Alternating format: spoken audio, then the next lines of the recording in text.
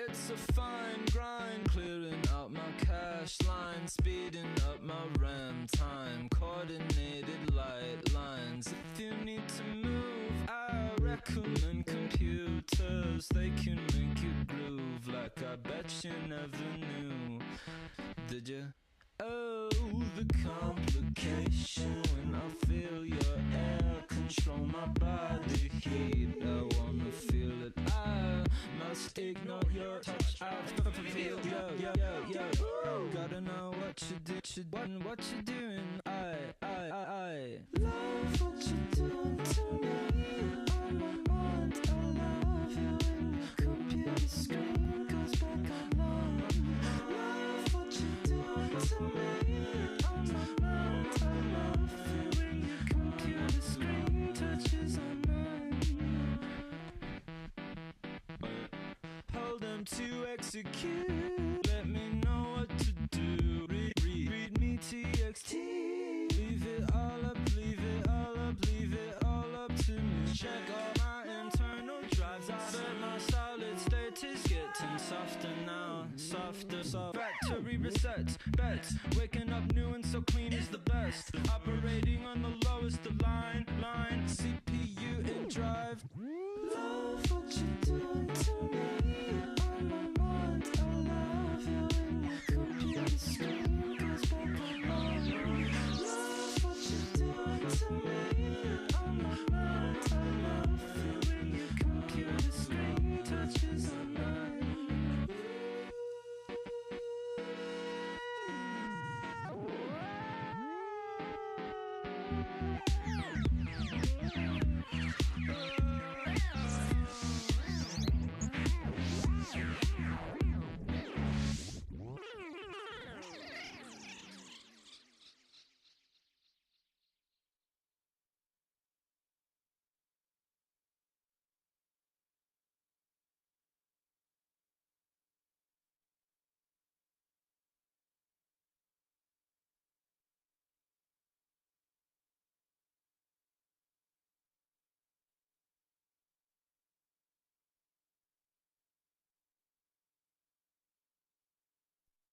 Hello, beautiful people of the Bay Area. I'm Sania Widor, and I'm your host. Today we'll be talking about the political climate of the Bay Area. But before we get into all of that political stuff, let's take a tour around Oakland. Oakland is known for its beautiful sceneries, great weather, and kind people. I don't know why everybody hates Oakland and thinks that it's so unsafe and dirty. Like, what? Anyways.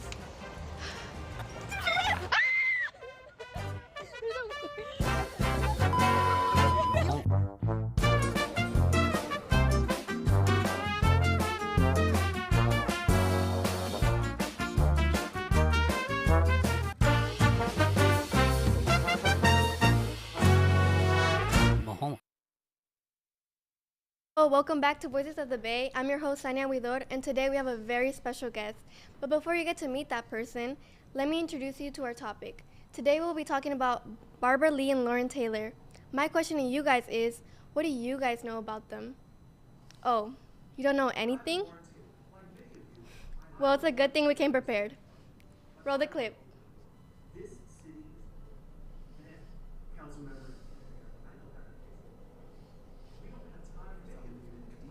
To come in and figure it out. But I will continue rolling up my sleeves to make the hard choices as a former council member and engineer. I know how to keep us out of bankruptcy. We don't have time for someone who's been Lauren Taylor for Oakland mayor in the upcoming special election. I will continue rolling up my sleeves to make the hard choices necessary. I'm Lauren Taylor, a lifelong Oaklander who decided enough was enough. When I ran for city council 6 years ago against a 16-year incumbent, I was a political outsider. But I knew I had the passion and skills, a lifelong Oaklander who decided because I was willing to make the tough, necessary decision 6 years ago political establishment year incumbent. I was delivering and prioritizing. I knew I had the passion and skills to deliver results. Once I was on city council, I was willing to make the hard, necessary neighborhoods that the political establishment was unwilling. But I saw time and time again and prioritizing Oaklanders were treated as an afterthought. Oakland residents, especially during crises like the Once I was on city council and the fought hard for safe neighborhoods, council members and real pushed to defund the police. But I saw time and time again how Oaklanders were treated as an afterthought. But we stood firm and refused to put people's lives and the aftermath. I will not gamble council members push to defund the police. We must without a plan for how we would people respond quickly during an emergency before we invest in proven violence prevention efforts. That's why I ran for mayor in 2022 to put Oaklanders first. It was me against the political that people respond quickly during an emergency before we invest in proven violence prevention efforts. That's why I ran for mayor in 2022 to put Oaklanders first. It was me against the hell out of me that we are in the state we're in as a city. We have not been getting the leadership that we deserve, and that's why I'm running again to be your to win that election. We can build a city where we're not stepping over trash or afraid of being the next crime victim. We have not been getting the leadership that we deserve, and that's why I'm running again to be so we can build the Oakland. We can build a city where we're not stepping over trash or afraid of being the next crime victim. They say Oakland is a mess. I hear this all the time. Our problems are too large to be solved. They say that we're too fractured, too broken for a comeback. Okay. Welcome back. Now that you know a little bit more about our topic, it's time to meet our special guest. Today, we're here accompanied by the one and only Michael Salemi. Hello, how are you doing? Thank you so much for coming. It's literally a pleasure having you here. It's an honor to be here. Thank you so much. Before we talk about all the serious stuff, let's get to know Michael. So, who are you? What do you do? So my name is Mike Salemi, and I am the internship coordinator and community programs manager at Latitude High School. It is an absolute honor and privilege to be serving the Latitude community, and most of my work revolves around getting students out into real-world learning experiences.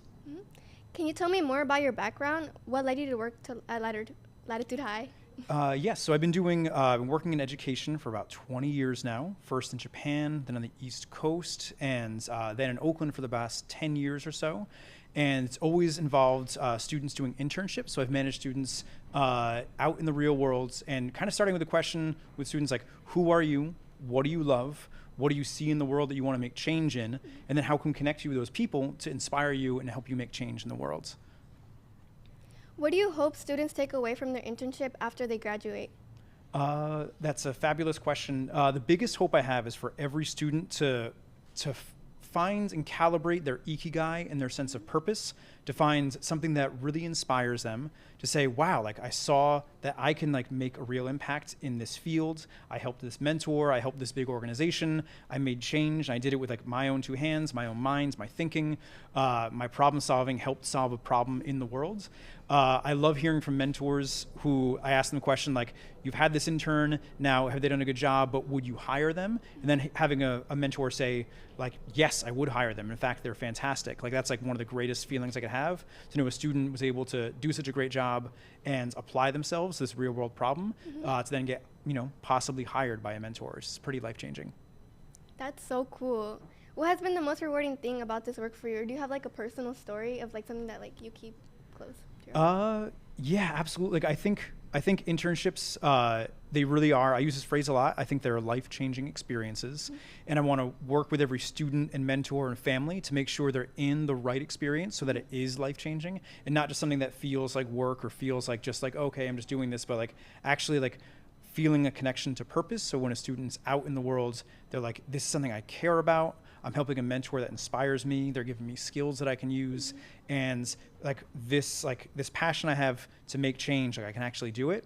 I mean, just today, like I visited 2 students and I asked, like we had like our final internship meetings, and both mentors I asked like, would you hire this student in the future? And both said like, yes, they would. And then yesterday a student or a mentor said, actually, I am hiring this student for the summer. So it's just like a really amazing thing. So that's just like really, really powerful. I had another question. Are you from Oakland by any chance? No, I'm from Rhode Island. Have you heard of it before? Oh yeah, it's like near New York? Yeah. It's a tiny little Oh my state. God. What led you to move to Oakland? I had an opportunity to come to the West Coast, and so I started teaching at big picture schools. I've always worked in internship-based schools, and it was called the Met School, and there was a place called Met West in Oakland, which is like the famous first Met School in Oakland. So I came here, and then I was an advisor for many years, and then became the internship coordinator of that school. and it was about 160 students, and I helped double the size of that to 300 students. So then I was managing 300 internships, and it was really, really powerful. And there's just so much happening. Like, Oakland's an amazing place. It's so much different, so much more vibrant, so much more diverse. There's so much more happening. Like, I feel like Oakland has such a center, like, stage in history and culture and politics. And I think the future of the world, like, it's really happening here. So it's been an honor to be here, because, those things aren't happening at the same scale in Rhode Island. Oh, okay. So, like, when you were offered coming to Oakland, you weren't scared about all the negative things? You were just looking at the positive things? I think it wasn't like super, if anything, it wasn't super known. Like, probably from Rhode Island, people think like, oh, San Francisco, the Bay, and like, oh, Oakland's, and like, and they just don't really know too much. So I didn't really have too many stereotypes. And I think when I first arrived, like, I was like, oh, like, I see these like stereotypes exist, but I didn't really know too much about them. So in some ways I was like pretty naive about like how amazing Oakland was and like how much more I would learn. Oh, okay. So now to the serious stuff. Do you know who Sheng Tao is? Yes. What do you know about her? So yeah, I guess like essentially it was like a pretty amazing historic mayoral candidate, and won the mayorship as the 51st mayor. It was incredible to see like a woman of color be elected the mayor. And then just more recently, like now currently in an indictment I believe is still ongoing on like some corruption and bribery, and like we're still not sure exactly what has happened and what the outcome is going to be. And it's just kind of sad to see like someone who has like the people have so much hope in, and like, yes, like, let's do this as a new tomorrow for Oakland. Then it's like, but like at the end of the day, like, people are individuals, and like when money comes into things, you just never know what's going to happen, and we still don't know exactly what happens. But so it seems like we're in the middle of like a complex like legal process to figure out like what happens. Yeah. So you were around when Sheng Tao was mayor, right? Yes. So how safe did you feel when she was mayor? So I think there's so many things that have happened. Like, I think the pandemic especially has hit Oakland and continues to, like, Oakland I think is still reeling from the changes that happened and were impacted from the pandemic. So I don't know that Sheng Tao's like impact on the city was like so incredibly negative that some may be trying to paint it. And then like in the mayoral election, I think both of the major candidates wanted to say like, we're going to make a change. And I think like Sheng Tao may have done some damage, and certainly public trust, whatever happens, like people feel like what's going on, and certainly 60% of voters voted to recall. So people wanted like a change. But I feel like so much happened that was outside of Sheng Tao's control and was happening from the pandemic. There was just like a lot of issues. Like the pandemic just like absolutely like just tanked the economy, public safety like tanked. It was, so a lot of things happened that Sheng Tao didn't even have like the chance really to change in any way. So I think Oakland's facing a lot of long-term structural issues that, that it's tough for any mayor to handle. Yeah, now that we touched on the pandemic, how do you think Oakland and Sheng Tao like kind of handled the whole pandemic thing, the quarantine? Let's see. I mean, because like Libby Schaaf was still mayor like when the pandemic happens, and there's so many issues. It's hard to like untangle a lot of those things. Like, so I think I still have lots of wonders and would love to investigate, how certain places like bounce back really well from the pandemic, both in terms of like economic vitality and just like the safety of places, like how the community is thriving. And like certainly I think in the national news, like both San Francisco and Oakland were kind of seen as like, what's going on, where if you go to other places, like I was in New York this past year, and it's like, it's as if the pandemic never happened. It's like when you look around, just like on like the day-to-day in the street, it's like it's this thriving metropolis. What leads to that? Like, is that all from city governance? Is it all from like, is it from federal funding? Is it private funding? Is like, what makes those things happen? So I would love to do more of like a nationwide investigation of like what has led to some communities to rebound so easily, and for some communities to really have some struggles. Oh yeah. Considering that, and also considering how Barbara Lee has been in office for like about a month, how safe do you feel now? So I think, I don't know if any of us can feel a specific change. I don't know if I've felt a specific change since then. I think there's like larger forces, and like kind of Oakland's going through some changes. So I don't know if I've seen any immediate changes.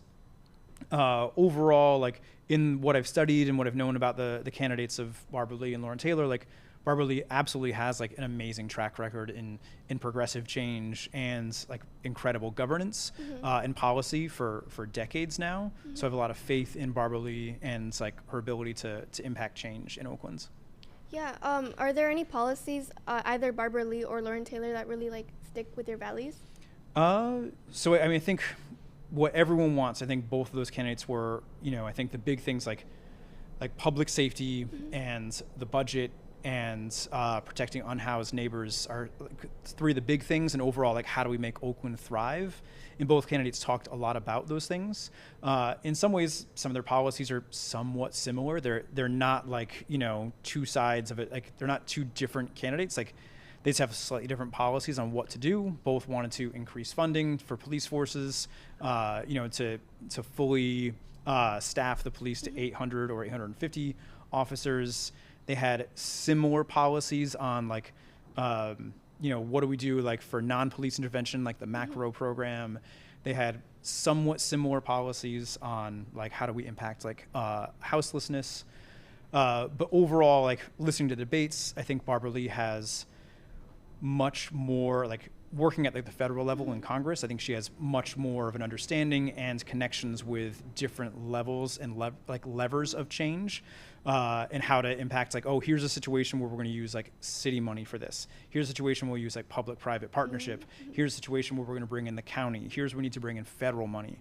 So I think she's like very quickly was able to respond and already had an idea of how she would break down and strategize where she'd pull money and where she'd pull power to make her policies happen. Did you keep up with their debate? Did you see all the ads and everything?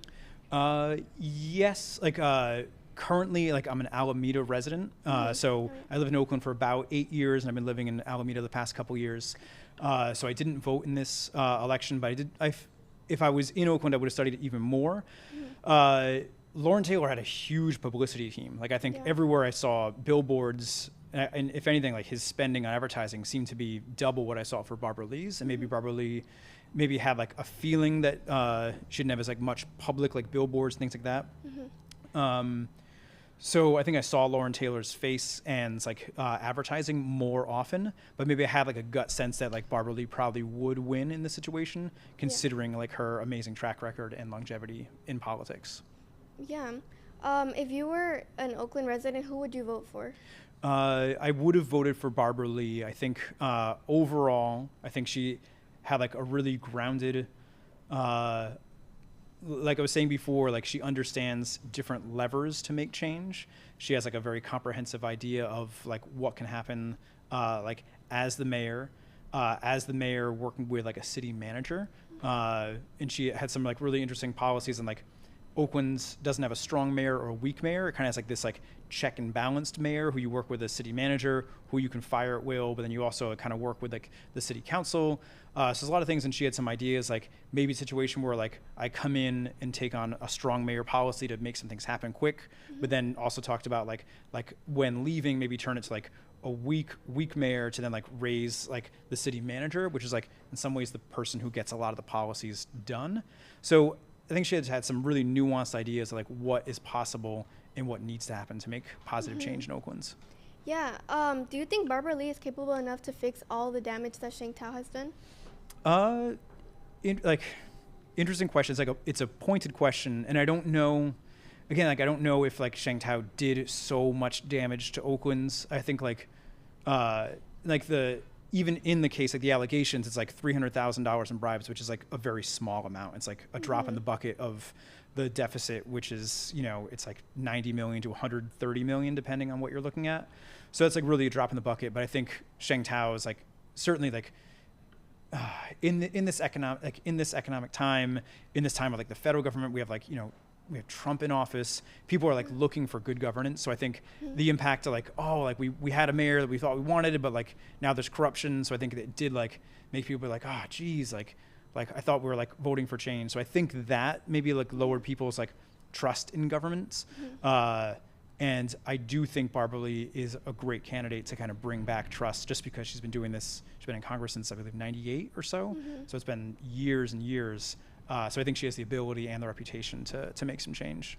Yeah, it's good to like keep hope because you never know. Do you think if Lauren Taylor was mayor, he would have made more change or no? Yeah, it's a great question. Like and again, like I think he's very capable. He's been a city councilor. He narrowly almost won the mayor race, like with Sheng Tao.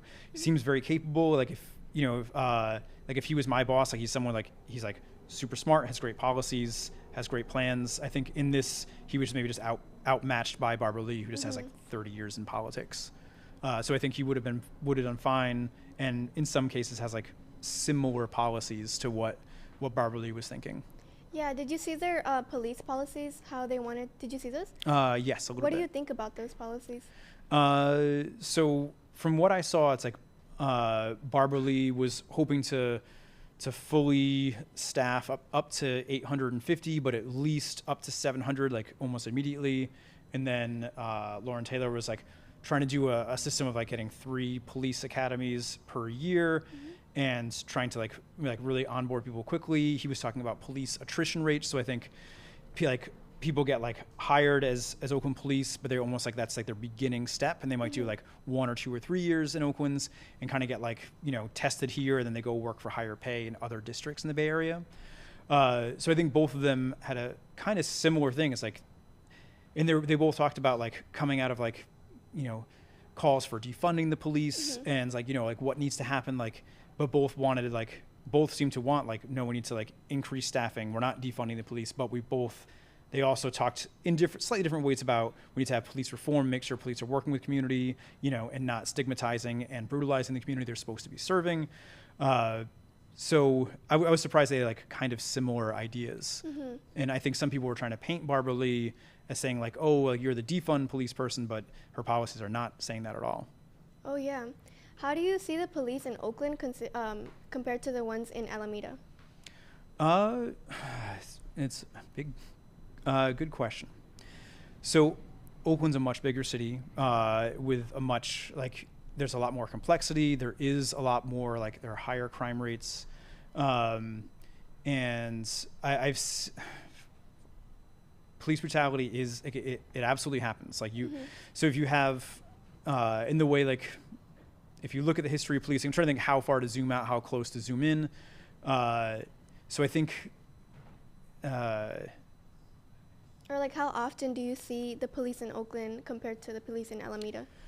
So I think a lot of people have been talking about and insinuating there's been like a quiet quitting like of Oakland police. And I think like in some cases, like we have not seen police on the streets, and I'm not sure, like I'm hearing people saying things like almost like it's a knee-jerk reaction to like a negative perception of police. And now like police are kind of like stepping back and not actually like being out in the community doing the work they should be doing. I don't know exactly. It's something I need to look into more. I know in Alameda, just in the past couple of years, like they had like, a police brutality case where they had killed a man they were like trying to like work with.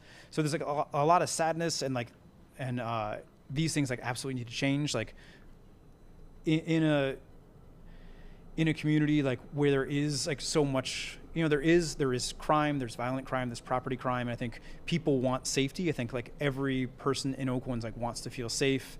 And then some people think like, yes, like we need police to make that happen. Some people say, no way, police make it worse. We need to have community involvement. And I think a mayor has to figure out like, well, what is the best mix? How do we make sure that any police that we hire like are sensitive to community and understands like how to do, peaceful policing and not increase violence. Yeah, I don't know if I have an answer. It's like, it's a very big question. And I think Barbara Lee hopefully has the ability to work with the police, kind of like say like, here's what we need to do to increase public safety, but here's how like police have to absolutely be like supportive of the community, like have to have like zero tolerance to any kind of like police misconduct, police abuse. So I think that's Barbara Lee hopefully has like the ability to make some change there. What type of changes would you like to see in Oakland? So yeah, I think I was just like talking to to people in Oakland, talking to students here in the studio just before this, and like the 3 big things, people like public safety, helping unhoused neighbors, and then just like making sure like people are thriving. Like so many families are just like dealing with so much. I think first of all, it's like it's so expensive. Like we're in such like an economic downturn, but like costs have not lowered for families. So like you have just so many families and parents who bring their students every day to Latitude, who want their students to have like an amazing future, and people are just like struggling. It's just so hard. And then it's like coming to school, that like just like worries about like, you know, is my student going to be safe when they go to school, when they go to internship? Like, you know, lots of concerns about just like, there's so many unhoused folks, or like, is there the possibility of crime? Like, I think like these are things that really matter to people. So people want to feel safe. They want to feel like there's like a future. They want their students to be prosperous, have the choices to live and work and thrive in Oakland's, or to move or do whatever they want to do. So people want to have like choice and agency. I think all those things are really, really important. And someone like the mayor, and I hope Barbara Lee can like invest in Oakland to think like, okay, like we have this amazing community here. Like we're all here, but like it seems like somehow like since the pandemic, it's all felt a little like decentralized, and we've all like been shell shocked. Like, and then we need like some mayor to say like, this is Oakland. This is an amazing place. Like everyone's here. Like, let's do this. Let's bring in the voices. Let's bring in the people who have been making change here for years and years. Let's get voices together. Let's bring in the voices of the youth, because like we have all the genius and brilliance and resiliency right here. And I think we need like some type of city governance that says like, we're not just, you know, the people that are in like, you know, the tower in Oakland, but like we are this community, we empower each other. And I think that's what I would love to see happen, to have like a really interconnected community, everyone fighting for change together, and then a government that not only supports that, but is kind of reflecting that and fueling that community-based change. How do you think your job benefits Oakland?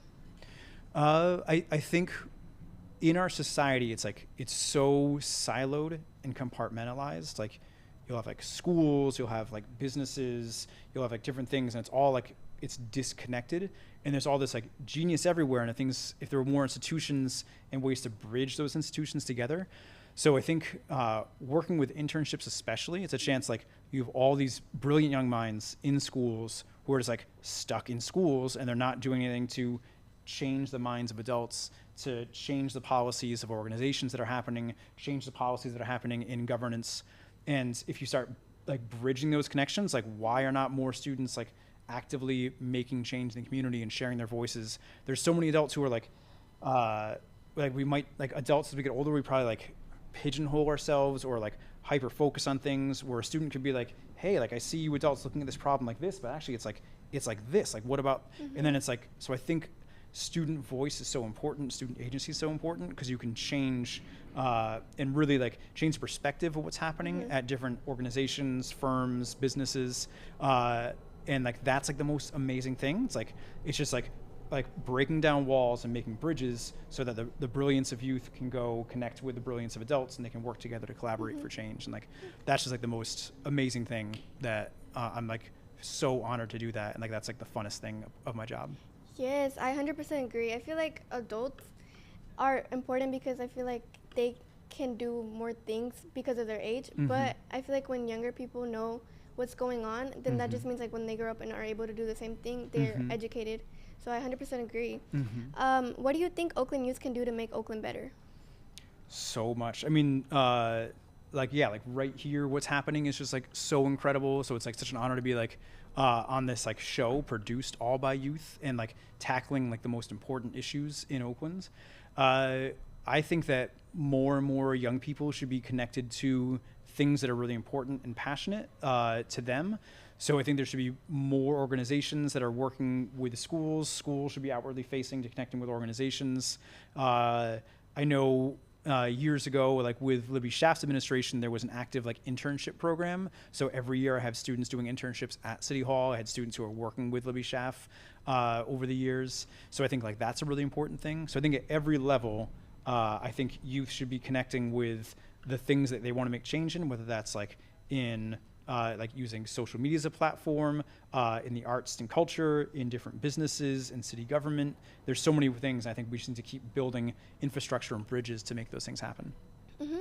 Okay, that's all the questions I have for you. Before we transition to the next part, are there any questions from the chat? Okay, somebody said, what do you think is the most important habit for citizens to go create safer communities outside of the police? Well, I want to give a shout out to the student I just finished before this, Eduardo, from 11th grade, and he's over at Tribe, and they're working right now at Clinton Park, and they're a community-based organization that is trying to make change in the community. And so we just had like a meeting, and they're basically like, they're doing everything from like community engagement. They're like a presence on the streets. They're doing like street side cleanup. So all the things that the government has not been doing, like we've been paying taxes, and then like they just see like the streets in the community and like just like have not changed. Like, we're gonna do this. And so he's been actively doing that and supporting every day. Just sent me some photos of like, here's a street that had like all this litter on it, and we just like cleaned it up. It looks beautiful. They build planter boxes, and it's like not just like the physical, like what the street looks like, but it's like talking to businesses.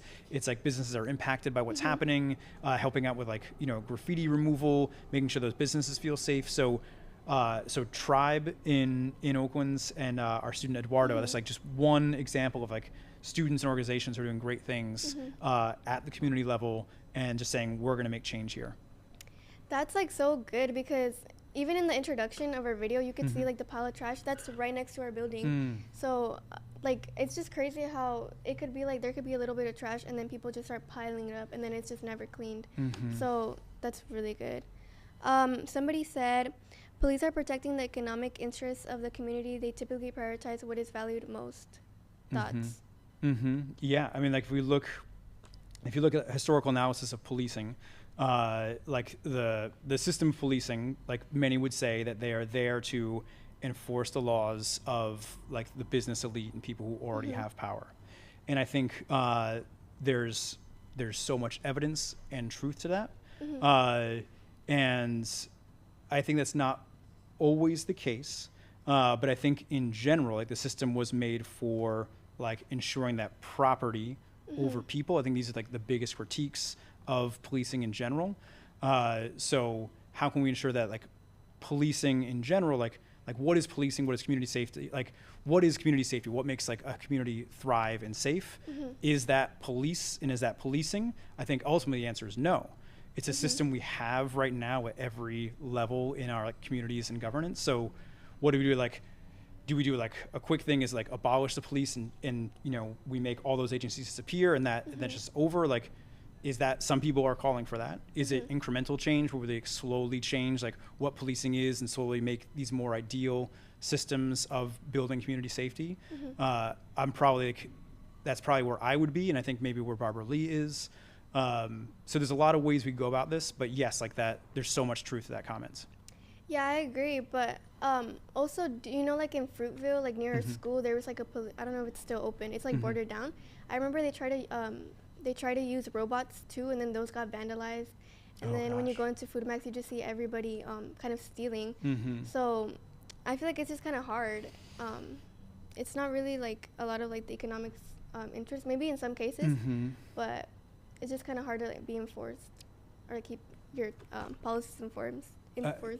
Yeah, I agree, and I think there's been like really powerful, strong voices from the left, myself included, like saying like we must like abolish all these systems that are authoritative and like bring the hammer of authority down on people. But then just like when there's more chaos or when like there isn't accountability, whatever that looks like, you can see more and more chaos. You can see more and more crime. So like at a community level, like just like on a small level with people, if people are like, mistreating others, like in a single room, like someone needs to stop, like you can't do that anymore. You have to like stop this and it has to make a change. So when you look at a macro level, like in a community or a city, like someone has to be there to say like, no, you can't take advantage of other people. You can't steal from businesses. You can't steal from people. Someone has to stop that. So like, what does that look like? Like, what does true like accountability for each other look like? I see that, and I think everyone in Oakland's is like probably like fed up now. Like families are like, I don't feel safe sending my kid to school. I don't feel safe going to the store. Like those are real things that that I think like we as a community need like an answer for, and mayors need an answer for. It's like it's something we're working on. It's like, yeah, like there's an idea, like a utopia of like where we want to be and how society should look, and let's abolish all these authoritative systems that get in the way of that. But if you abolish all those in the system that we're in right now, we don't want to be left with a power vacuum that leads to more chaos. So I don't know exactly what the right way to do it is. Yeah. Okay, this question is more for you.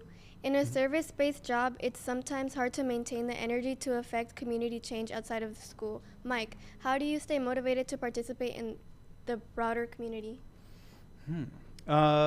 Interesting.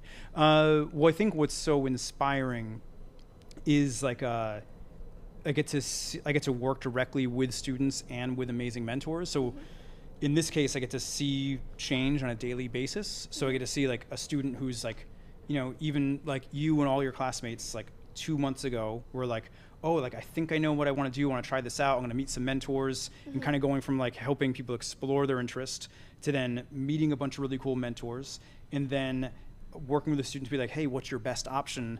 And then like helping students think like, yeah, like I could work with this internship, and then this is the best place for me to make change. And then seeing that, here we are like almost the second to last day of internship, and seeing the show you're putting on, which is so amazing. So I get to see tangible results in this job, and just seeing like the amazing production of this show, and like you as a host here, it's like you can see the change happen. It's just so inspiring. Like that's so, not every service job gets to see those daily results. So I can see with someone who like is just trudging along and like they have the goal in mind and they don't see those results, I can see it be very disheartening, and that's probably where a lot of people lose faith. But I think I have this vision of like there is a better future, and it's all of us working together. But I get to see like, yeah, like look, and here's these students working with mentors, change is happening, it's really happening. Okay, we got to keep doing this. Let's do this again year after year.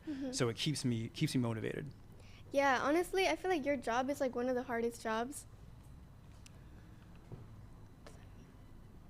Your job is one of the hardest jobs because you have so much on your plate. Like it's not like just like juniors. It's like every grade. You prepare them since 9th grade. And you just come, like every time you come to school, you're always like with positive energy. You're always like very like happy, and that's like something hard to like do, and it like makes everyone feel so comfortable. So shout out to Mr. Mike. Oh, thank you. Thanks so much. Okay. That's all the questions from the chat, right? So before we transition to the next part, I wanted to let you guys know the purpose of this video. The purpose of this video project was to inform the Bay Area, most specifically the Oakland youth, about important topics so that they're well informed and not oblivious to everything that's going on. So it's important to know as much as you can about your community, because then important issues are overlooked or ignored. Let's see what the Bay Area has to say about this.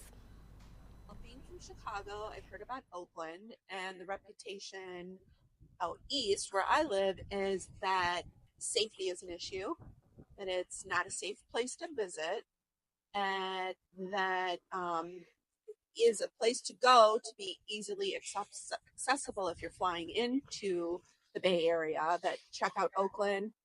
I've also heard it's a cheaper lifestyle of living compared to living in downtown San Francisco. But after that, not so much else. I know it's a place of like so much art and culture and expression. I do know that, I mean, everyone's like the bipping and the driving and everyone like the danger. I know that's like a part of it. And the homelessness is a problem.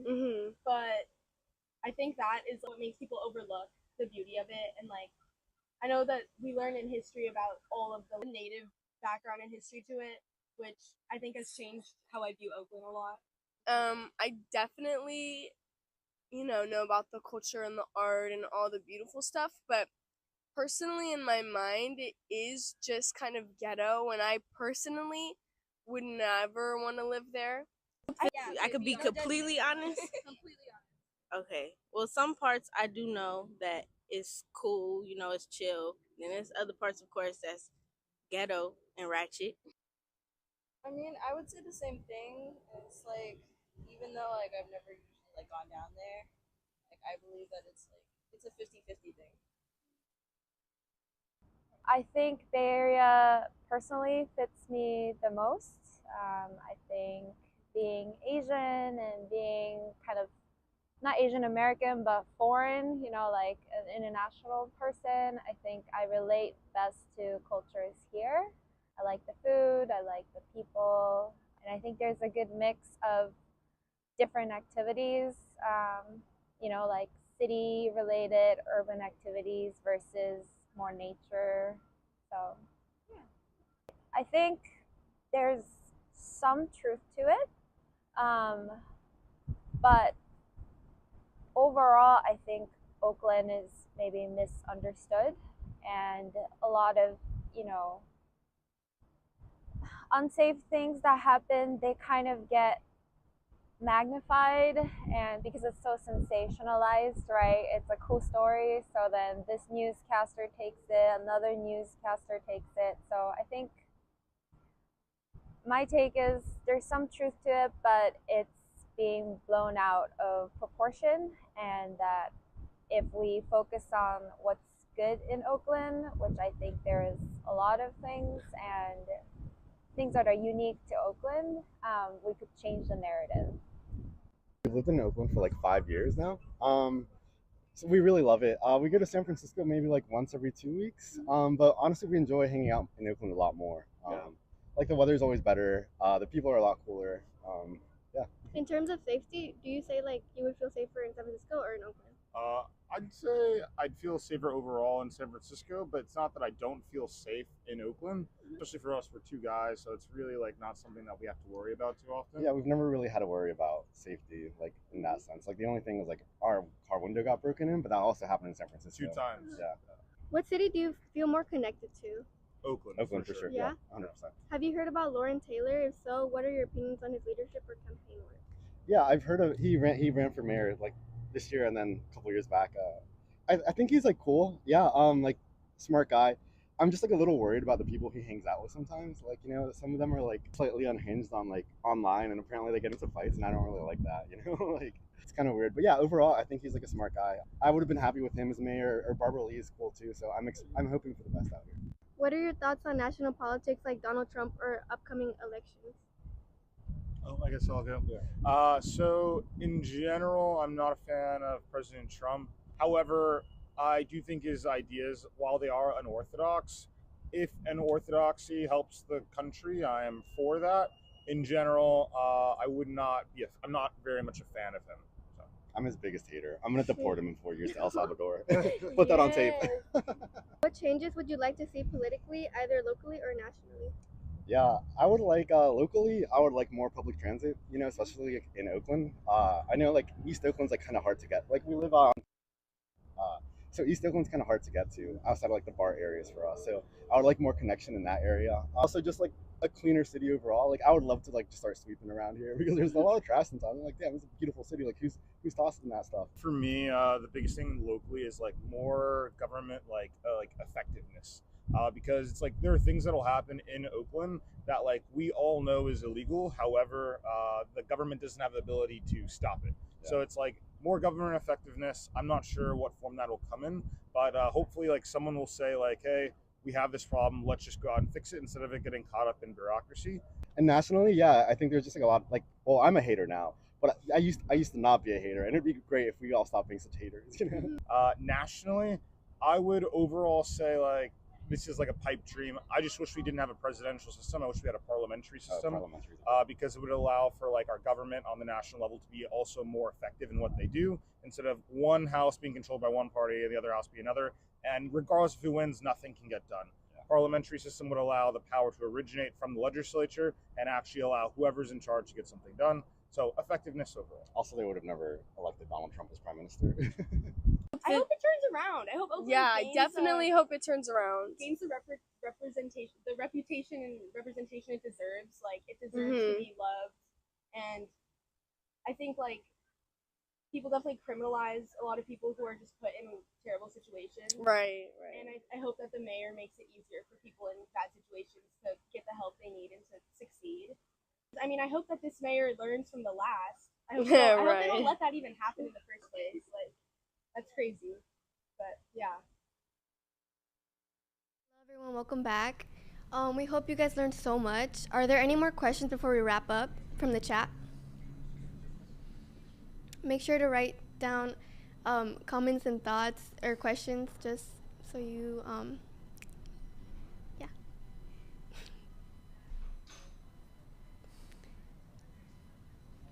Okay, meanwhile, how did you feel this is your first interview? I've done a couple interviews, but this is my first real talk show interview. So my first time in a live talk show. Were you nervous? Yes.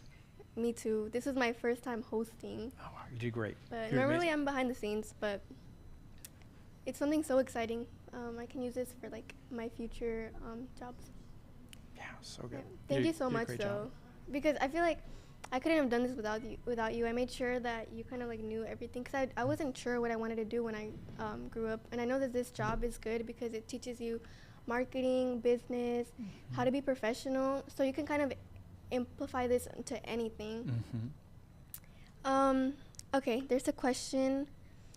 What steps does Barbara Lee need to make in order to turn around Oakland?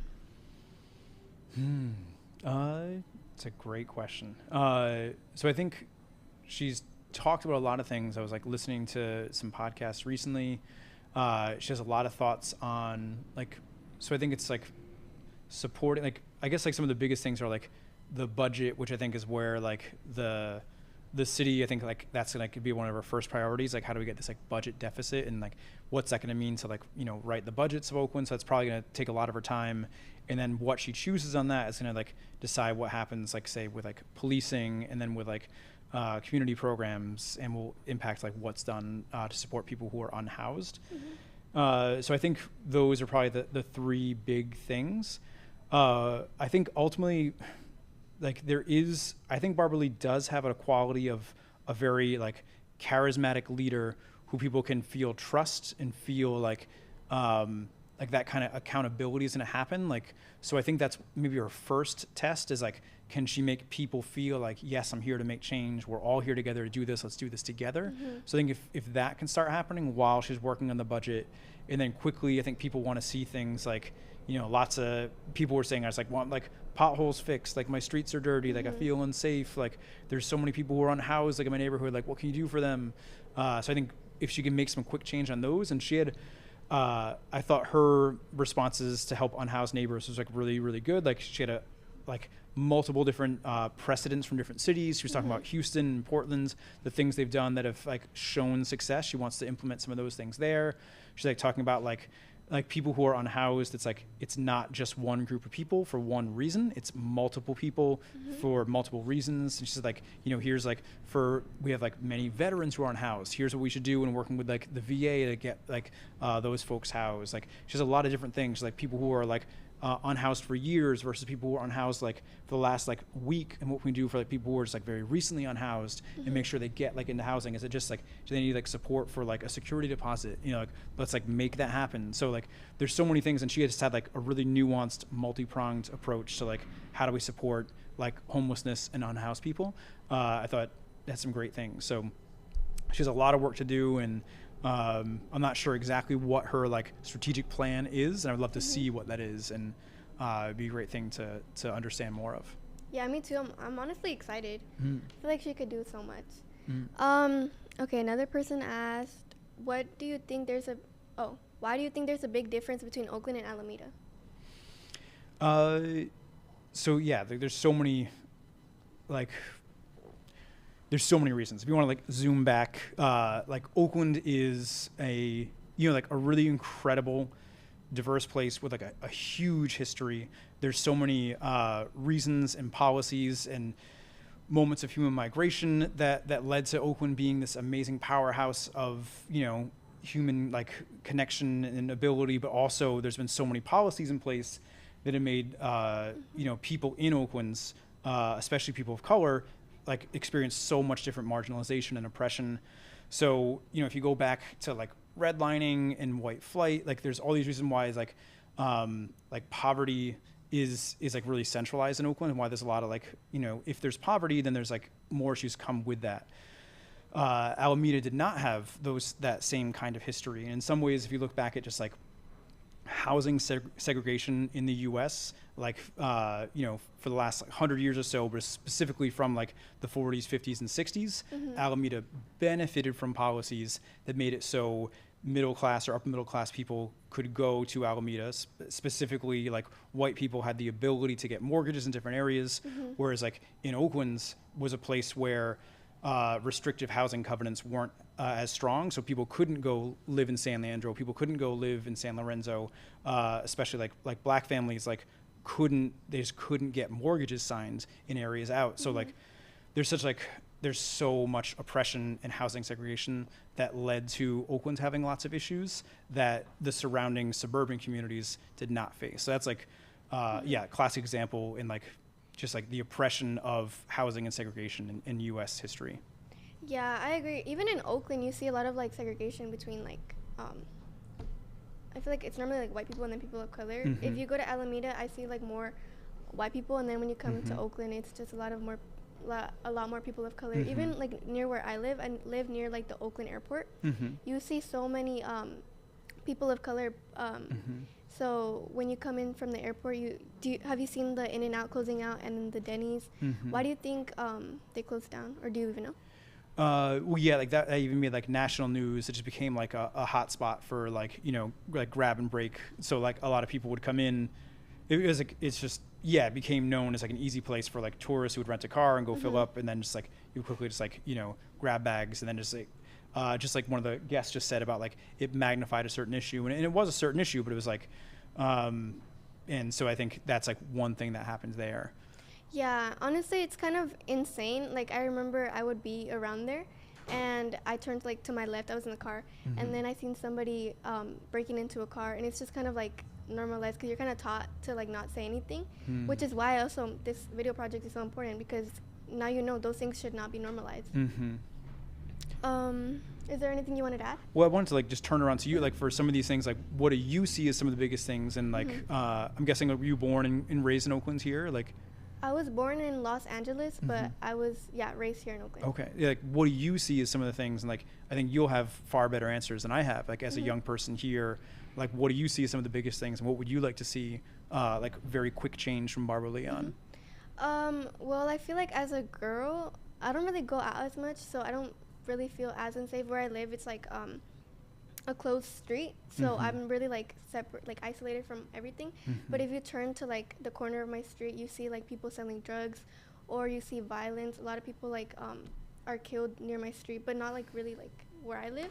So I feel it is just kind of weird how Oakland can be seen very violent and unsafe, but then there's these little places that are isolated from everything. So if I wanted to see change, I would want to see, first of all, the litter. There's just so much trash on the streets, which is, you go anywhere else and there's not that much trash. Same with the homeless encampments. I feel a lot of mayors say that they want to fix that, but instead of fixing it, they just hide the homeless people instead of giving them a place to go, or they just kick them out and expect them to do whatever. So I hope that Barbara Lee is able to give them housing, clean up the streets a little bit. Not a little bit, a lot. And also, as a girl, there's times where I kind of feel unsafe because of when you take public transit, it's just kind of you have to mind your business. So maybe with the violence, because I take BART here to my internship, and there's times where you just kind of see how everyone's just minding their business, and there are some people who make you feel uncomfortable. So I don't know if there's much you can do about that, but maybe just enforcing more of the police here in Oakland. Thank you. Yeah, so good to hear that perspective. And thank you for asking. Are there any more questions? Let's see. Okay. There's no more? Okay, there's no more questions. Anyways, let's wrap up. Thank you so much for coming, Mr. Mike. I want to give a shout out to Mr. Mike for coming in so last minute, giving us all his energy. I want to give a shout out to Cherie from My Groove Design to give us this opportunity to learn and make this live stream. Shout out to Jeremy. He taught us how to work the cameras, how to work the sound. Shout out to Trinity, the moderator. She has been helping me get the questions here live. Shout out to Sophia, our producer. She literally made the schedule. She made sure everything's running perfectly. Shout out to Eva. She's a video production, so she made sure you guys saw the interviews, all the clips, everything. She made sure that all the cameras switched. Shout out to Imani, she's sound production, so she makes sure that you guys could even hear us. She made sure the music was there. Is there anyone you want to give a shout out to? Oh, and Wendy, obviously. Oh my God, guys. Wendy made the introduction. She made the end credits. She made sure you guys saw the posters at school. She made literally all the hard stuff. Well, we all did hard stuff, but like she made like the hard stuff. Is there anyone you want to give a shout out to? Yeah, I want to give a shout out to this whole team. It's just so amazing. Shout out to Cherie, who's been like a long-term mentor for so many years, and Jeremy for teaching all these skills. And this crew, this is so professional. This is like a real talk show. Like I feel like I'm on a real talk show. And then you've been such an amazing host. So great job.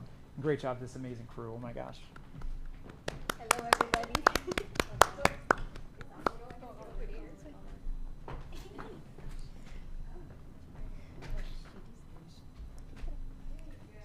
Yay. Yeah. Thank you for watching. Thank you to everyone that tuned in. And we'll see you guys maybe next time. Bye. Bye. Are we still there? The credits. Cupcakes and rainbows. Technical difficulties. Oh, nice.